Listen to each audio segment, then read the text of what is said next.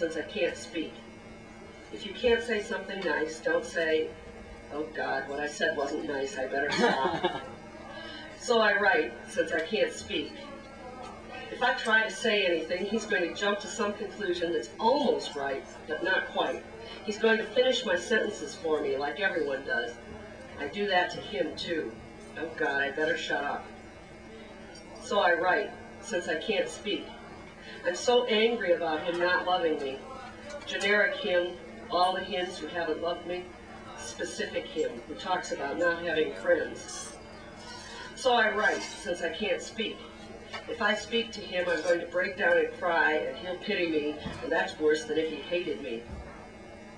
So I write, since I can't hug him.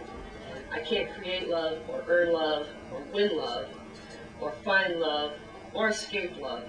This need is killing me, and all I can do with it is write it down.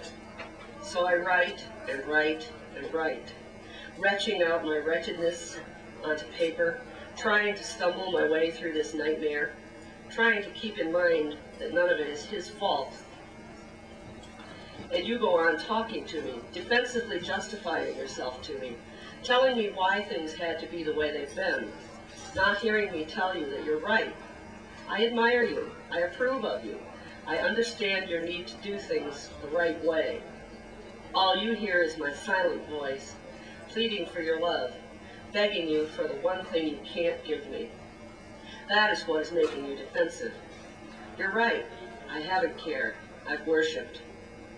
You're right. I haven't been a friend. I've needed. I've needed your smile.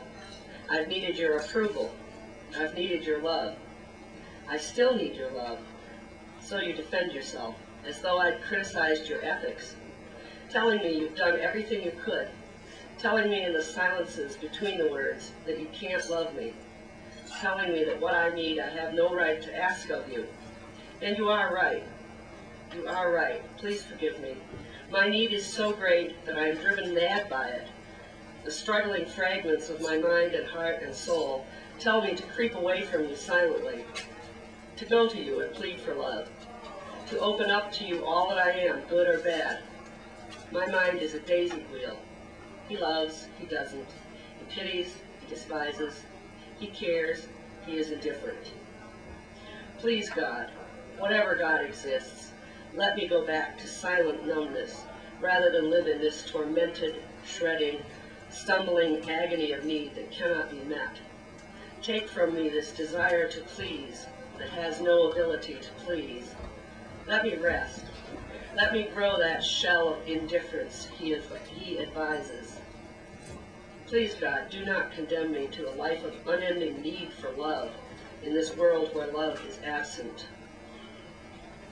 Thank you.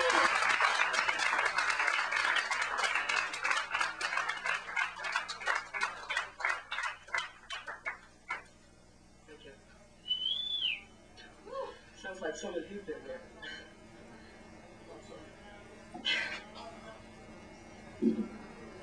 So long. Going on, going away, writing something of this. It's only another major experience on the path to becoming something. Something strange, not quite seen, but sensed dimly, long ago in a dark blue garden. He was tall, slim, supercilious. I was tall, slim, vacuous. Cosmic yuppies, intent on becoming something less boring, something better than we were. A pact we made. Nothing but pain could burn us clean. Humble the Lord and Lady of the moonlit garden. Bring us to maturity. I cannot know his path. For me, everyone is him. Each love must be absolute. No reservations. No holding back anything. Sincere. Now I sense a nearing completion. I remember him, whether I can find him or not. The lodestar of love draws me on. I part from him as in the garden, fearfully, reluctantly, but eager for that future meeting which cannot come before the pain of many partings. Writing wholly for myself, shaping what I've seen and felt in travailing a few steps forward, a few steps back, living the ups and downs, writing it up, writing it down. There is always more to write. The book is never really finished. One simply says, so much is enough. On this day, I stop. I deliver the manuscript in whatever state it stands. I'm going on from here. This point will mark the ending and the new beginning. Another manuscript will carry on with the future.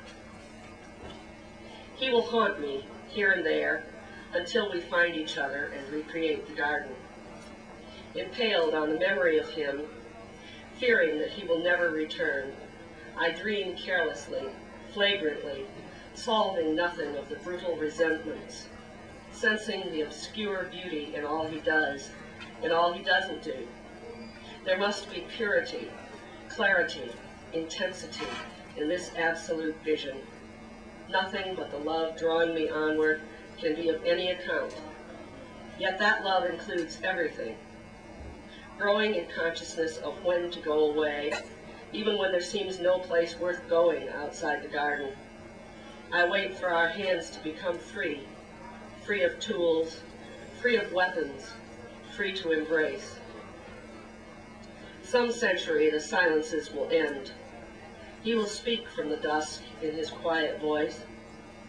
He will know somehow where to find me. We will come to terms. The translation will be completed.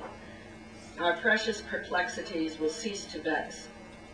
Full grown, no longer bound by minds too narrow for recognition, by hearts too severe for introspection, our lessons learned, our eyes will meet. Some century soon, blazing like diamonds cut clean, our souls will meet. We have a garden to plant.